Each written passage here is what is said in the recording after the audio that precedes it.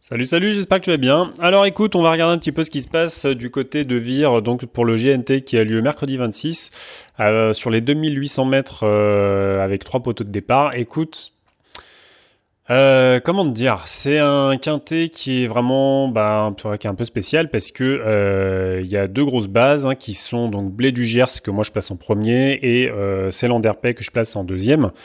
Mais franchement, après ces deux-là, moi je te le dis, en tout cas, je sais pas toi, mais moi je suis pas foutu de trouver un cheval qui va finir troisième, quatrième, cinquième. Voilà. Tu regardes, tout peut arriver. Franchement, tout peut arriver, tout peut arriver. Black Arrow, dans quel état il est? Allez, éventuellement Black Arrow, numéro un, tu vois que tu peux le mettre en sous-base. Parce que voilà, il a été malheureux à Amiens dernièrement. C'est un bon droitier, donc voilà, il est en bonne forme. Maintenant, je sais pas moi, est-ce qu'il a pas un coup de moins bien, un truc comme ça, tu vois, tu sais pas non plus. Voilà. Numéro 2, Another, moi il me plaît pas du tout, donc moi je préfère l'écarter.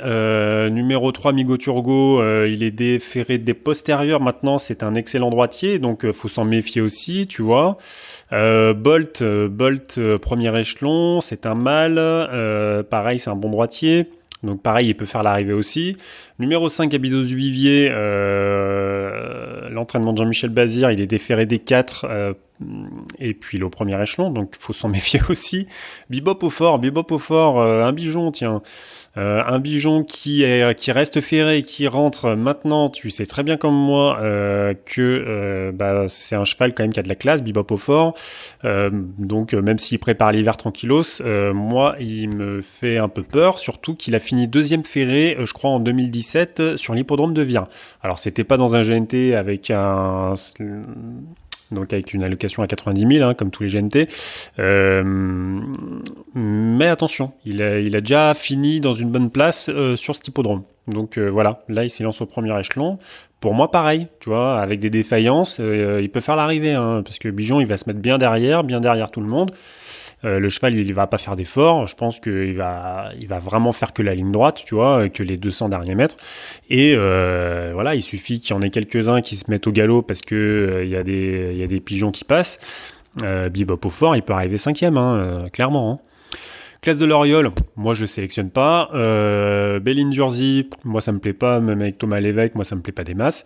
Le 9 ne me plaît pas non plus. Le 10 c'est une base. Le 11, Nice Boy. Franchement, une Nice Boy, alors là, ça c'est le X, parce que franchement, il le défère des 4 pour l'occasion. Bon, il est piloté par le papa. Maintenant, où est-ce qu'il en est, quoi, Nice Boy? Parce que Nice Boy, ça fait bien longtemps qu'il a pas fait un machin. Je crois qu'il a été malade, Nice Boy. Donc, où est-ce qu'il en est, quoi? Où est-ce qu'il en est? Il a 8 ans. Voilà. Ça se trouve, il est bien. Ça se trouve, ils vont être surpris parce que je pense que eux-mêmes, ils savent même pas. Donc, ça se trouve, il va faire sa course et il va être nickel. Franchement, c'est le X. C'est le X. Le 12 Blue Zélandier, alors lui, il court tous les 2 jours. Franchement, au niveau de sa forme, il est alternatif. C'est pareil, c'est un super cheval, Blue Zélandier. Mais le problème, c'est que il alterne les bonnes places et puis des trucs, tu vois, des trucs de merde, quoi. Parce que je pense que, je sais pas, il doit courir beaucoup. Au bout d'un moment, il doit en avoir un peu marre. Mais pareil, il peut faire l'arrivée aussi. Lui, clairement, il peut finir même premier ou deuxième, le Blue Zélandier. Ensuite, numéro 13, Artiste de Joude. Alors, Artiste de Joude, le deuxième de la famille Thomain, qui est piloté donc par le fils David. Mais Artiste de Joude, moi, ce qui me dérange, c'est qu'il a pas couru depuis le 20 juillet. Donc, ça fait un bail. Ça va faire 2 mois, tu vois. Donc, il doit faire des 4 et tout, mais franchement, c'est pareil, quoi. Est-ce qu'il va pas manquer un petit peu, surtout qu'il part au 12e échelon? Moi, voilà. Pour moi, c'est une interrogation. Numéro 14, Annette Dumirel, toujours pareil. Annette Dumirel, elle court ferrée, mais bon, elle a bien fait à droite. Elle a déjà montré qu'elle avait bien fait à droite.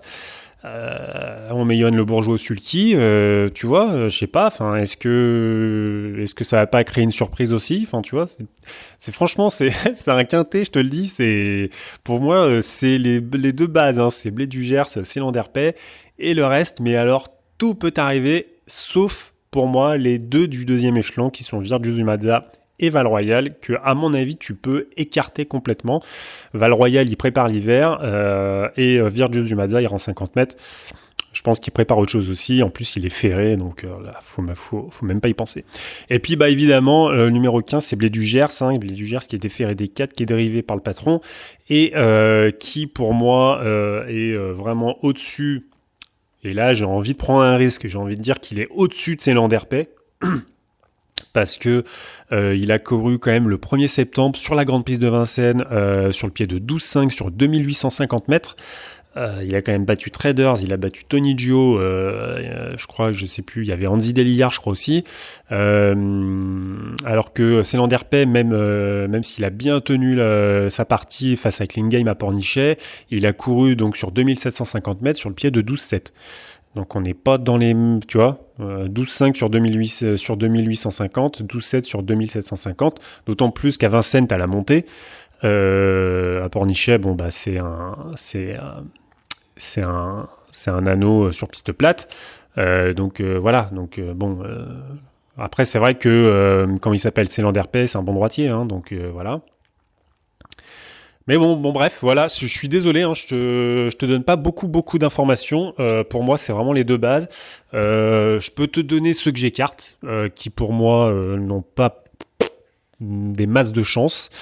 Donc moi j'écarte le numéro 2, j'écarte le numéro 7, j'écarte le numéro 8, j'écarte le numéro 9, j'écarte le numéro 11, 16 et 17. Voilà, je te le dis, c'est pas génial, je suis désolé, mais franchement tout peut arriver, donc après, si on est là à se dire je vais prendre un risque et puis je vais faire ça, machin, non, pour moi, si t'as vraiment envie de prendre un risque, t'en prends qu'un seul, tu joues couplet gagnant 10-15, tu mets 20 balles dessus ou tu mets 50 balles dessus, tu vas peut-être prendre une cote à 2, à 3 ou à 4 en gagnant, mais tu vois, voilà, au moins t'auras tenté quelque chose. Ou alors tu tentes autre chose, tu tentes un multi, tu vois, genre un multi avec des X derrière, tu mets les deux bases et puis tu vois, t'as des X derrière qui viennent. Mais franchement, sinon moi, franchement, je vois pas, il peut arriver, tout peut arriver quoi dans cette course. Donc voilà, donc écoute, bah je te souhaite bon courage et je te dis à plus, bye.